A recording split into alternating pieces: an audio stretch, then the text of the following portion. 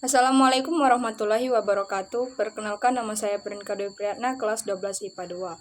Saya membuat tugas bahasa Indonesia dari Pak Mudir Liun, SPD MPD, yang berjudul tentang pembuangan limbah sampah di Indonesia.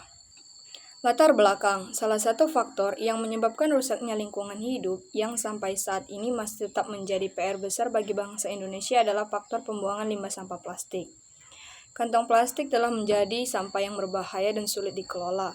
Manusia memang dianugerahi panca indera yang membantunya mendeteksi berbagai hal yang mengancam hidupnya. Namun, di dalam dunia modern ini muncul berbagai bentuk ancaman yang tidak terdeteksi oleh panca indera kita, yaitu berbagai jenis racun yang dibuat oleh manusia sendiri. Lebih dari 75.000 bahan kimia sintesis telah dihasilkan manusia dalam beberapa puluh tahun terakhir. Banyak darinya yang tidak berwarna, berasa, dan berbau, namun potensial menimbulkan bahaya kesehatan. Sebagian besar dampak yang diakibatkannya memang berdampak jangka panjang, seperti kanker, kerusakan saraf, gangguan reproduksi, dan lain-lain. Sifat racun sintesis yang tidak berbau dan berwarna, dan dampak kesehatannya yang berjangka panjang membuatnya lepas dari perhatian kita. Kita lebih risau dengan gangguan yang langsung bisa dirasakan oleh panca indera kita. Hal ini terlebih dalam kasus sampah, di mana gangguan bau yang menusuk dan pemandangan keindahan atau kebersihan sangat menarik perhatian panca indera kita. Begitu dominannya gangguan bau dan pemandangan dari sampah inilah yang telah mengalihkan kita dari bahaya racun dari sampah yang lebih mengancam kelangsungan hidup kita dan anak cucu kita. Dengan adanya penelitian ini diharapkan akan memberikan manfaat, yaitu dapat mengetahui sampah yang ada di Indonesia, bagian-bagiannya, dampak yang ditimbulkannya, bahayanya bagi kesehatan dan lingkungan, khususnya sampah plastik, cara mengurangi dan mengerti tentang prinsip produksi bersih. A. Teori 1. Pengertian sampah. Sampah adalah bahan yang tidak mempunyai nilai atau tidak berharga untuk maksud biasa atau utama dalam pembikinan atau pemakaian barang rusak atau bercacat dan pembikinan manufaktur dan materi berlebihan atau ditolak atau buang-buangan. Sampah adalah suatu bahan yang terbuang atau dibuang dari sumber hasil aktivitas manusia maupun proses alam yang belum memiliki nilai ekonomis. Istilah lingkungan untuk manajemen Ecolink 1996. Berangkat dari pandangan tersebut sehingga sampah dapat dirumuskan sebagai bahan sisa dari kehidupan sehari-hari masyarakat. Sampah yang harus dikelola tersebut meliputi sampah yang dihasilkan dari 1. Rumah tangga, 2. Kegiatan komersial meliputi pusat perdagangan, pasar, pertokoan, hotel, restoran, tempat hiburan. 3. Fasilitas sosial meliputi rumah ibadah, asrama, rumah tahanan atau penjara, rumah sakit, klinik, puskesmas. 4. Fasilitas umum, terminal, pelabuhan, bandara, halte, kendaraan umum, taman, jalan. 5. Industri, 6. Hasil pembersihan saluran terbuka umum, seperti sungai, danau, pantai. Sampah padat pada umumnya dapat dibagi menjadi dua bagian, yaitu sampah organik dan sampah anorganik. Sampah organik biasanya disebut dengan sampah basah dan sampah anorganik biasanya disebut dengan sampah kering. Sampah organik terdiri dari bahan-bahan penyusun, tumbuhan, dan hewan yang diambil dari alam atau dihasilkan dari kegiatan pertanian, perikanan, atau yang lain. Sampah ini dengan mudah diuraikan dalam proses alami. Sampah rumah tangga sebagian besar merupakan bahan organik, misalnya sampah dari dapur, sisa tepung, sayuran, dan lain-lain. Sampah anorganik. Sampah anorganik berasal dari sumber daya alam tak terbarui, seperti mineral dan minyak bumi, atau dari proses industri. Beberapa dari bahan ini tidak terdapat di alam seperti plastik dan aluminium. Sebagian zat anorganik secara keseluruhan tidak dapat diuraikan oleh alam, sedang sebagian lainnya hanya dapat diuraikan dalam waktu yang sangat lama. Sampah jenis ini pada tingkat rumah tangga, misalnya berupa tas plastik dan botol kaleng. Dampak sampah bagi manusia dan lingkungan. Pencemaran lingkungan akibat perindustrian maupun rumah tangga sangat merugikan manusia, baik secara langsung maupun tidak langsung. Melalui kegiatan perindustrian dan teknologi, diharapkan kualitas kehidupan dapat lebih ditingkatkan. Namun, seringkali peningkatan teknologi juga menyebabkan dampak negatif yang tidak sedikit. Dampak bagi kesehatan, lokasi dan pengelolaan sampah yang kurang memadai atau pembuangan sampah yang tidak terkontrol. merupakan tempat yang cocok bagi beberapa organisme dan menarik bagi berbagai binatang seperti lalat dan anjing yang dapat menimbulkan penyakit. Potensi bahaya kesehatan yang dapat ditimbulkan adalah sebagai berikut. Penyakit diare, kolera, tipus menyebar dengan cepat karena virus yang berasal dari sampah dengan pengelolaan tidak tepat dapat bercampur air minum. Penyakit demam berdarah dapat juga meningkat dengan cepat di daerah yang pengelolaan sampahnya kurang memadai. Penyakit jamur dapat juga menyebar, misalnya jamur kulit. Penyakit yang dapat menyebar melalui rantai makanan. Salah satu contohnya adalah suatu penyakit yang dijangkitkan oleh cacing pita atau Taenia. Cacing ini sebelumnya masuk ke dalam pencernaan binatang ternak melalui makanan yang berupa sisa makanan atau sampah. Sampah beracun telah dilaporkan bahwa di Jepang kira-kira 40.000 orang meninggal akibat mengonsumsi ikan yang telah terkontaminasi oleh raksa atau Hage. Raksa ini berasal dari sampah yang dibuang ke laut oleh pabrik yang memproduksi baterai dan akumulator. Dampak terhadap lingkungan, cairan rembesan sampah yang masuk ke dalam drainase atau sungai akan mencemari air. Berbagai organisme, termasuk ikan, dapat mati sehingga beberapa spesies akan lenyap. Hal ini mengakibatkan berubahnya ekosistem perairan biologis. Penguraian sampah yang dibuang ke dalam air akan menghasilkan asam organik dan gas cair organik seperti metana. Selain berbau kurang sedap, gas ini dalam konsentrasi tinggi dapat meledak. Dampak terhadap keadaan sosial dan ekonomi. Pengelolaan sampah yang kurang baik akan membentuk lingkungan yang kurang menyenangkan bagi masyarakat. Bau yang tidak sedap dan pemandangan yang buruk karena sampah bertebaran di mana-mana. Memberikan dampak negatif terhadap kepariwisataan, pengelolaan sampah yang tidak memadai menyebabkan rendahnya tingkat kesadaran masyarakat. Hal penting di sini adalah meningkatkan pembiayaan secara langsung atau untuk mengobati orang sakit dan pembiayaan secara tidak langsung atau tidak masuk kerja, rendahnya produktivitas. Pembuangan sampah padat ke badan air dapat menyebabkan banjir dan akan memberikan dampak bagi fasilitas pelayanan umum seperti jalan, jembatan, drainase, dan lain-lain. Bahaya sampah bagi kesehatan lingkungan. Diperlukan waktu puluhan bahkan ratusan tahun untuk membuat sampah bekas kantong plastik itu benar-benar terurai. Namun, yang menjadi persoalan adalah dampak negatif sampah plastik ternyata sebesar fungsinya juga. Dibutuhkan waktu 1000 tahun agar plastik dapat terurai oleh tanah secara terdekomposisi atau terurai dengan sempurna. Ini adalah sebuah waktu yang sangat lama. Saat ini, partikel-partikel plastik akan mencemari tanah dan air tanah. Jika dibakar, sampah plastik akan menghasilkan asap beracun yang berbahaya bagi kesehatan, yaitu jika pada proses pembakarannya tidak sempurna. Plastik akan mengurangi di udara sebagai dioksin. Senyawa ini sangat berbahaya bila terhirup manusia. Dampaknya antara lain memicu penyakit kanker, hepatitis, pembengkakan hati, gangguan sistem saraf, dan memicu depresi.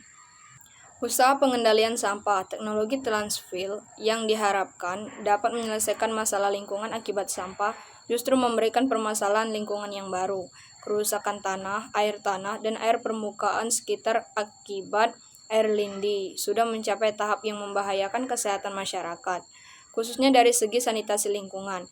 Teknologi ini memang direncanakan untuk suatu kota yang memiliki lahan dalam jumlah yang luas dan murah. Pada kenyataannya, lahan di berbagai kota besar di Indonesia dapat dikatakan sangat terbatas dan dengan harga yang tinggi pula. Prinsip-prinsip produksi bersih, prinsip-prinsip yang juga bisa diterapkan dalam keseharian, misalnya dengan menerapkan prinsip 4R, yaitu reduce, mengurangi, sebisa mungkin lakukan minimalisasi barang atau material yang kita pergunakan. Semakin banyak kita menggunakan material, semakin banyak sampah yang dihasilkan. Reuse, memakai kembali. Sebisa mungkin, pilihlah barang-barang yang bisa dipakai kembali. Hindari pemakaian barang-barang yang disposable, sekali pakai atau langsung buang. Hal ini dapat memperpanjang waktu pemakaian barang sebelum ia menjadi sampah.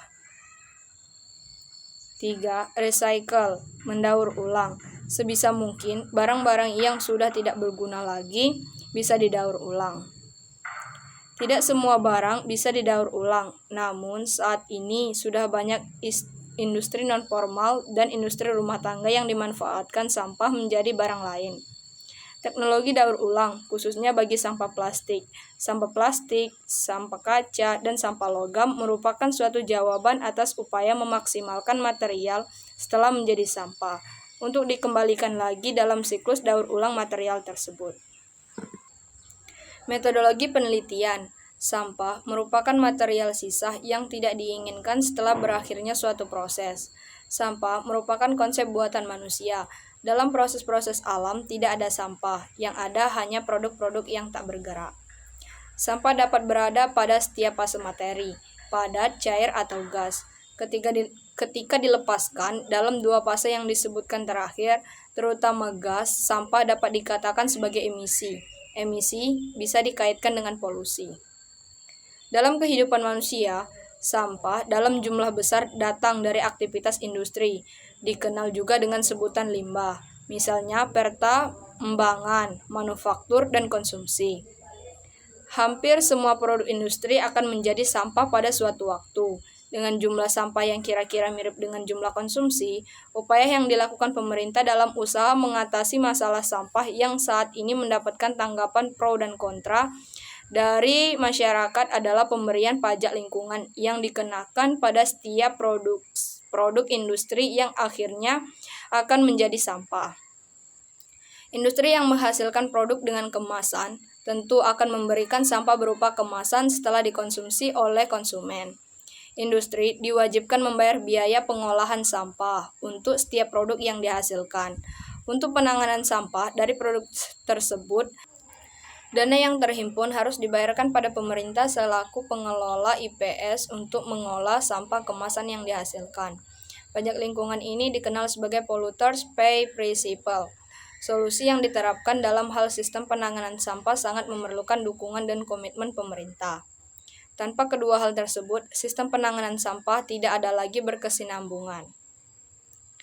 Tetapi dalam pelaksanaannya banyak terdapat benturan. Di satu sisi, pemerintah memiliki keterbatasan pembiayaan dalam sistem penanganan sampah.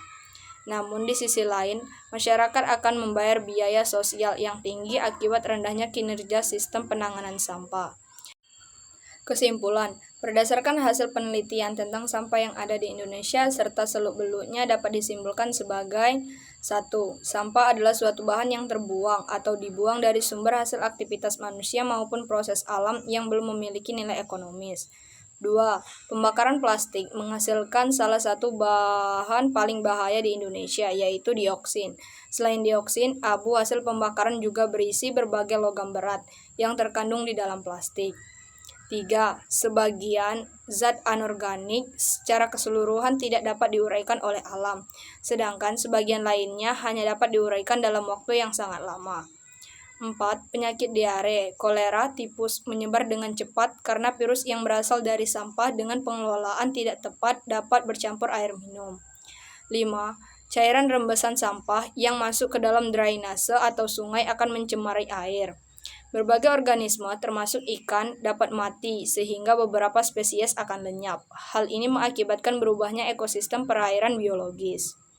6. Pembuangan sampah padat ke badan air dapat menyebabkan banjir dan akan memberikan dampak bagi fasilitas pelayanan umum seperti jalan, jembatan, drainase, atau lain-lain.